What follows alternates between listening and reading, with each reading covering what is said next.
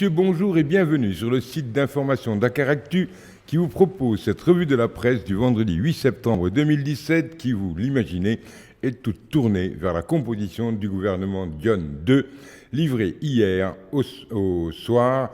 Le Vox Populi nous le décompose en une dans une série de chiffres clés. 39 ministres, 8 départs, 8 nouveaux, 8 femmes. Vox Populi qui donne le ton général de la presse d'aujourd'hui en mettant l'accent sur les surprises de taille que sont les départs de Mankeur Ndiaye et d'Eva Marie Kolsek et la marque des chaises musicales incarnée par Aly Ngouille Ndiaye à l'intérieur et Abdoulaye Daouda Diallo exfiltré vers les infrastructures. Pour Libération, le titre est réservé en une au secret de Dione II. Libération qui livre les réponses aux questions posées par les chutes de Mankeur Ndiaye et d'Eva Marie Kolsek par la nomination d'un constitutionnaliste Ismaël Madior Fall à la justice. Libération fait état de la nomination d'un soldat à la place Washington pour évoquer la nomination d'Aly Ngouille Ndiaye au ministère de l'Intérieur. Ministère que, selon Libération, ça n'engage que lui, Abdoulaye Daouda Diallo a quitté la tête haute. Sinon, toujours dans Libération, les frustrations et déceptions sont évoquées comme celle de Thérèse Faye, qui entre en dissidence ouverte et démissionne de la Cogère après la nomination de Pape Gourguindong à la jeunesse. Mais comme on dit, Medunguinar, ça fout le tousigné. Libération résume ce gouvernement en un gouvernement fait pour accélérer la création de richesses et d'emplois. Macky compose le 2019, titre Le Quotidien, qui écrit dans son billet intitulé « Gouvernement de campagne » que la Dream Team qui doit conduire au second mandat est connue et qu'elle comporte quelques surprises, mais pas importantes. Pour le billettiste du quotidien, Abdoulaye Daouda Diallo, le clivant, a quitté la place Washington, mais la PR s'y raccroche bec et ongles, et c'est à se demander si l'opposition va gober la couleuvre de bon cœur et se diriger malgré tout à la table du dialogue. Le quotidien écrit que c'est un gouvernement purement Benno Bokk Yakaar, à fort goût d'apériste que Macky Sall a composé en faisant gros plan pour les jeunes, récompense ou renfort dans les zones sensibles, départ, éjection de ministres sans base électorale ou contestée. Macky, selon le quotidien, a composé pour la présidentielle. L'Observateur, en sa une, évoque, lui, un commando du Macky et note 8 nouvelles recrues pour la grande bataille de 2019 et d'ailleurs justifie toujours à la une la défenestration de Mankeur Ndiaye et d'Eva Marie Kolsek et de Viviane Bambassi par leur manque d'engagement. L'Observateur décrypte ce gouvernement comme celui de combattants qui vont à l'assaut de la présidentielle de 2019 et qui va faire dans le social pour capter l'électorat rural. Pour le quotidien Enquête, ce remaniement n'est qu'un jeu de chaises musicales. Sentiment renforcé à la une du Témoin qui titre « On prend les mêmes ». C'est d'ailleurs le titre du commentaire de Enquête qui écrit sibyllin que rien n'est plus caché que le plus apparent. Faire du bruit à l'est et attaquer à l'ouest, traverser la mer sans que le ciel le sache et regarder de plus près, note le commentateur de Enquête, Macky Sall est un grand stratège qui, à force de manœuvrer, risque de se perdre dans ses schémas tactiques.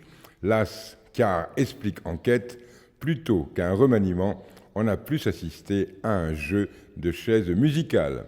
Conséquence, tranche Enquête, les grands chantiers annoncés n'ont pas eu lieu, on prend les mêmes et on recommence. Tel semble être le slogan du chef de l'État, et ce n'est pas, se désole Enquête, les créations de nouveaux ministères, pétrole et énergie, mini-géologie, protection de l'enfance, qui vont donner un semblant de neuf à ce deuxième gouvernement de Mohamed Boun Abdallah Dionne. Enquête nous indique tout de même que l'emploi des jeunes, la culture, les ressources minières, le tourisme sont les nouvelles hautes priorités de Macky Sall. Mais pour l'AS, c'est sa une, le remaniement est une rupture dans la continuité. L'AS qui se gratte la tête et soupire à propos de ce remaniement. Tout ça pour ça. L'AS qui nous fait imaginer une quatrième de couverture qui vous donne à rêver que le livre que vous allez lire, de par les morceaux choisis par l'éditeur, est voué à devenir un Nobel de littérature et qu'en fait, il a la banalité d'un roman de gare qu'on lit pour faire passer l'ennui d'un voyage en train. L'AS évoque dans son commentaire un Sénégal haletant qui espérait une équipe forte d'une compétence déterminante resserrée autour d'un objectif de réussite obligatoire dans le genre dernier arrêt avant l'enfer qui vous fait sortir du plan pour vous propulser dans un Sénégal émergent grâce à un homme qui avait eu, avions-nous cru, la bonne idée de naître en même temps que notre indépendance. L'As se désole en nous disant que c'est dans ce contexte historique que le souffle et les audaces conquérantes qui bâtissent les grandes nations auraient dû prendre leur source. Pourtant, le commandateur de l'As avait apprécié, dit-il, le propos liminaire du PM campant un volontarisme affiché pour dynamiser une architecture privilégiant les secteurs et les axes prioritaires abritant les capacités d'accélération de nos niches productives. L'As nous écrit que le fumet de Dionne avait d'excitantes saveurs et promesses de bon goût et qu'on s'était mis à espérer en l'écoutant que le courage politique allait prendre le dessus sur nos traditionnels accommodements avec les contingences qui nous entravent depuis 60 ans. Et puis, patatras. C'est le coût de l'appartement témoin, celui qu'on vous fait visiter avant l'achat d'un appartement. Tout ça pour ça, soupire l'As, écrivant qu'on a pris les mêmes et on recommence. Et pire, qu'on a mis sur pied une armée de soldats bien disciplinés auxquels le général, après les avoir mis en rang, les a mis au garde à vous et leur a ordonné demi-tour vers 2019. Y a-t-il un pilote dans l'avion s'interroge l'As. Tient-il le manche qui le propulse vers le haut?